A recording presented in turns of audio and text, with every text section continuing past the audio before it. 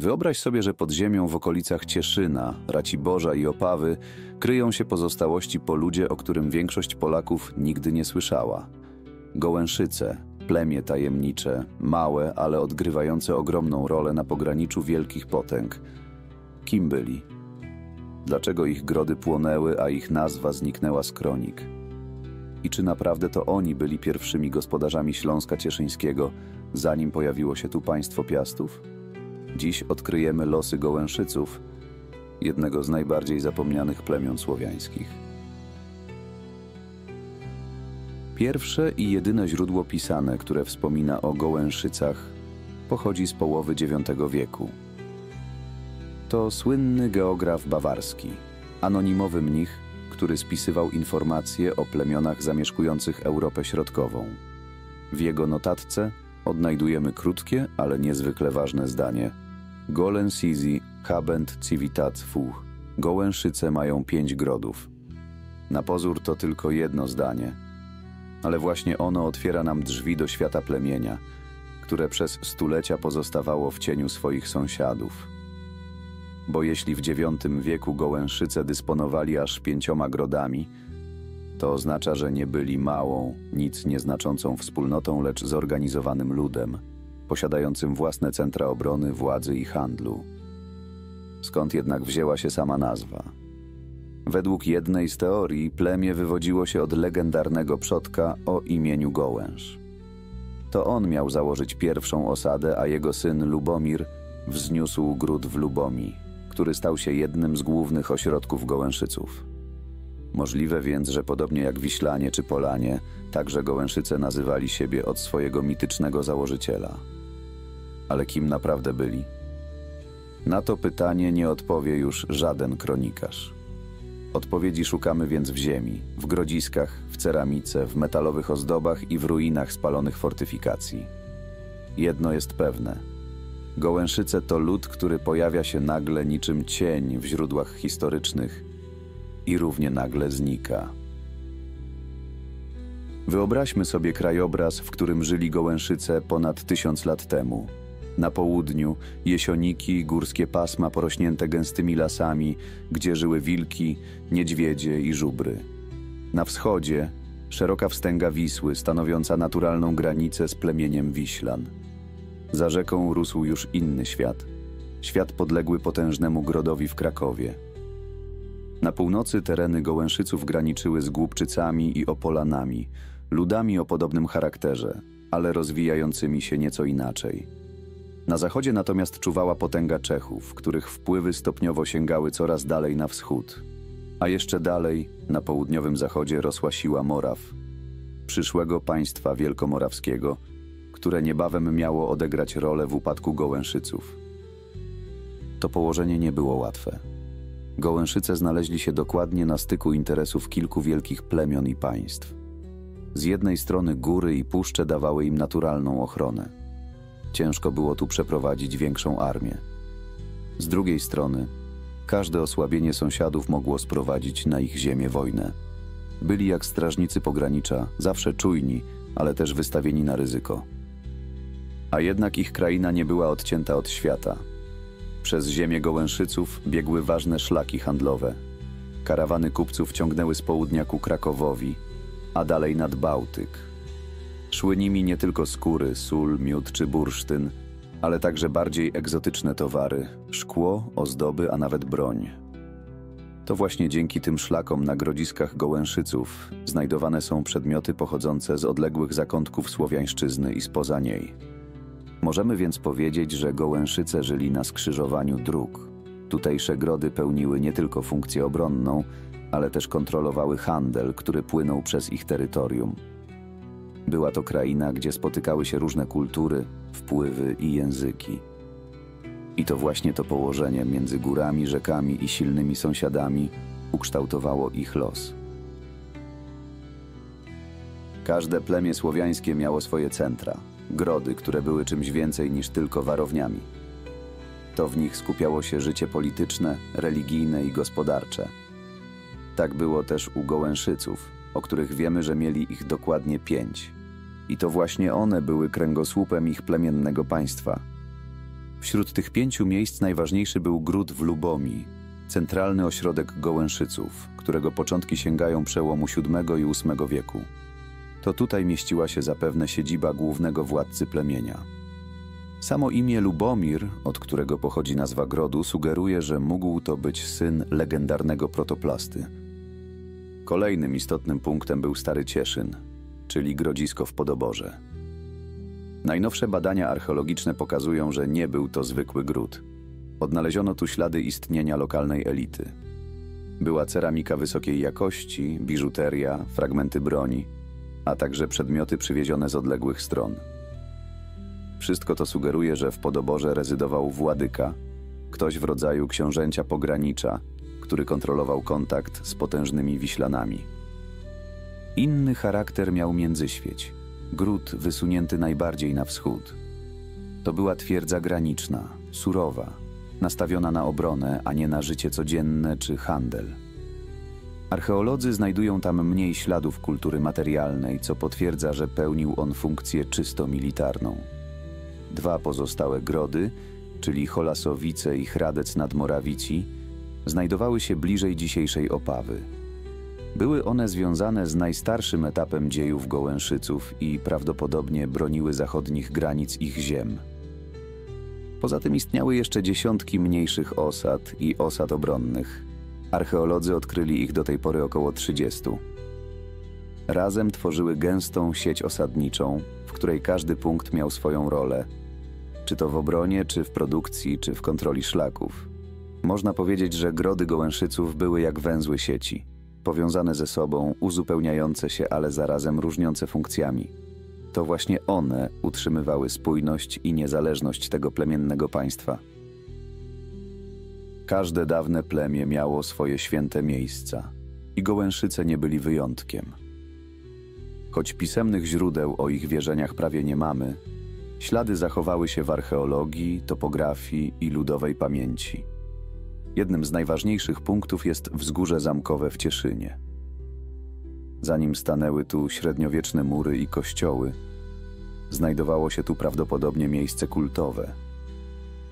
To właśnie przy źródle, które do dziś bije u stóp wzgórza, mogły odbywać się obrzędy związane z wodą, symbolem życia, oczyszczenia i boskiej siły. Kult natury był podstawą religii Gołęszyców. Święte były gaje i lasy, wzgórza i rzeki. Każdy element krajobrazu mógł być miejscem kontaktu ze światem duchów i bóstw.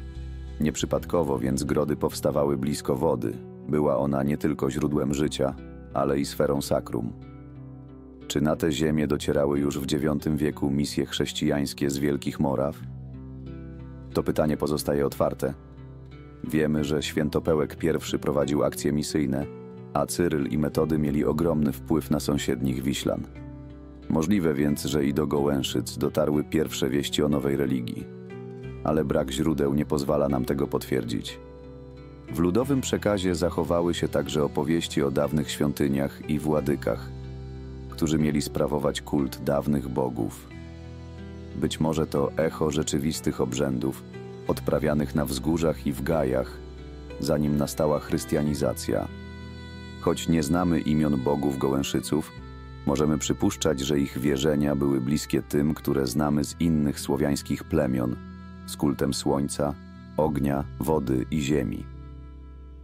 To, co po nich zostało, to przede wszystkim aura tajemnicy i poczucie, że ich sakrum było ściśle związane z naturą, której byli częścią.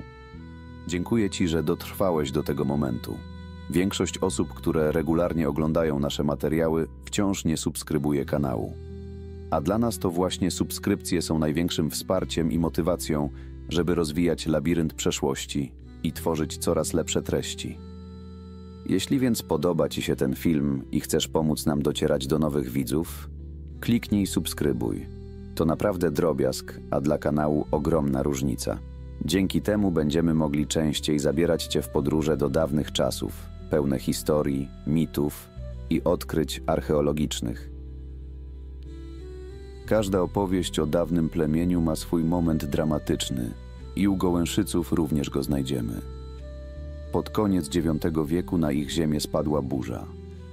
To była wyprawa Świętopełka I, potężnego księcia wielkomorawskiego, który w tym czasie podporządkowywał sobie okoliczne plemiona. To właśnie wtedy grody w Podoborze i Międzyświeciu zostały zniszczone. Międzyświeć, pełniący rolę strażnicy na wschodzie, nigdy się z tego nie podniósł. Jego wały stały się niemym pomnikiem dawnej potęgi. Stary Cieszyn, Podobora, tlił się jeszcze przez kilkadziesiąt lat.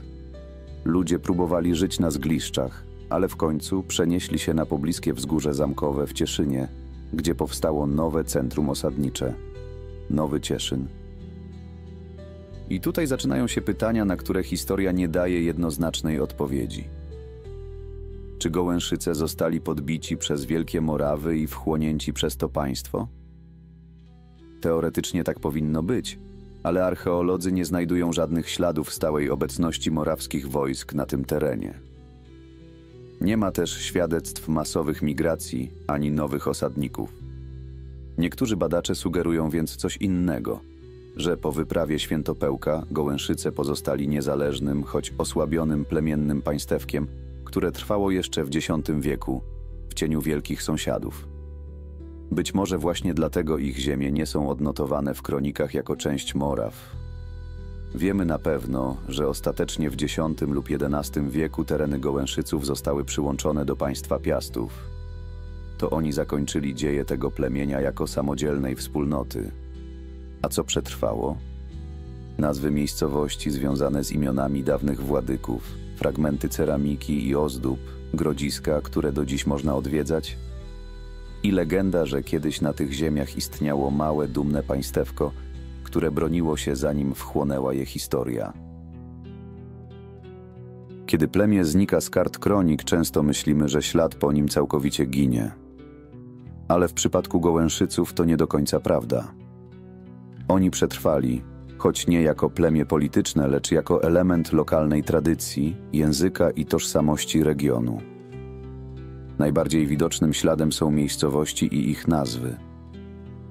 Wiele z nich zachowało etymologiczne związki z imionami dawnych władyków. Przykładem jest Lubomia, której nazwa wskazuje na założyciela o imieniu Lubomir, być może syna legendarnego Gołęsza, od którego całe plemię wzięło nazwę. Podobnie Cholasowice, gdzie widać echo imienia Gołęsz, praojca rodu. To niezwykłe, jak w nazwach miejscowości mogła utrwalić się pamięć o lokalnych książętach, którzy rządzili tymi ziemiami ponad 1000 lat temu.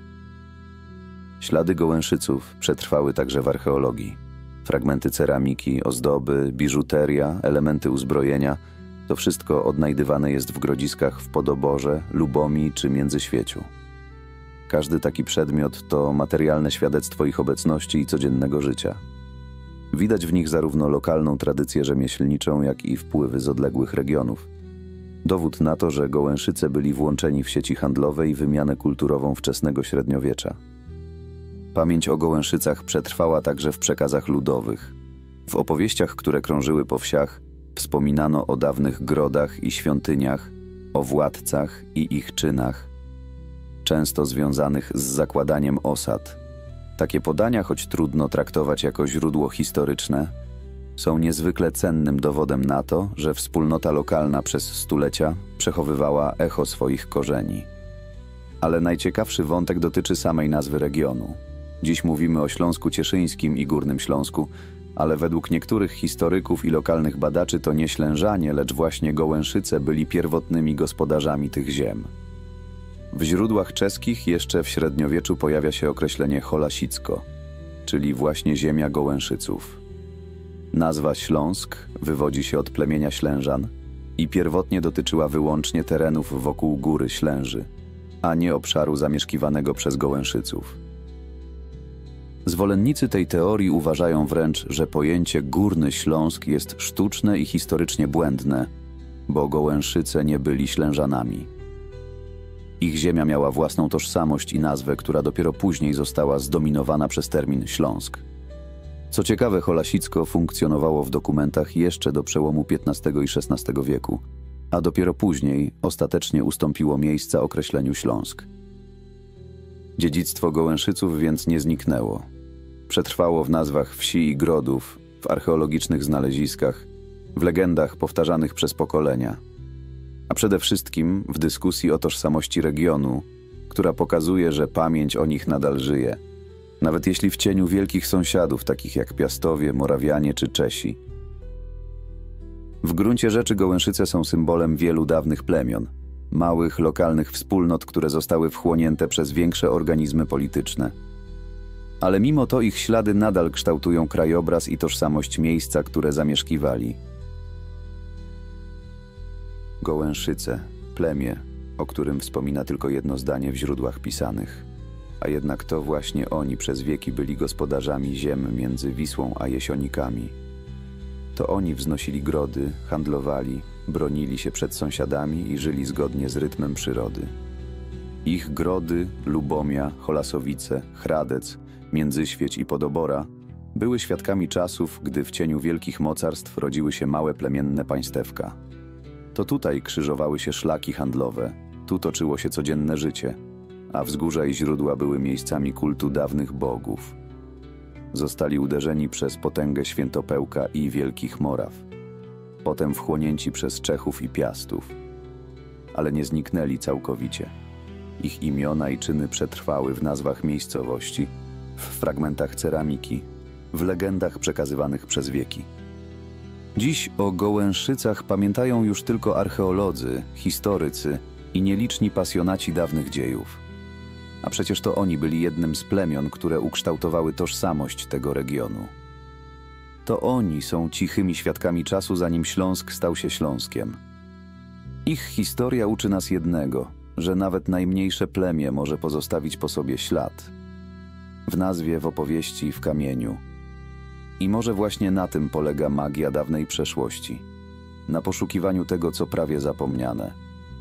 A jeśli chcesz razem ze mną odkrywać więcej takich historii o plemionach, bogach i zapomnianych dziejach naszych ziem, zasubskrybuj kanał i zostań z nami w labiryncie przeszłości, bo to dopiero początek drogi,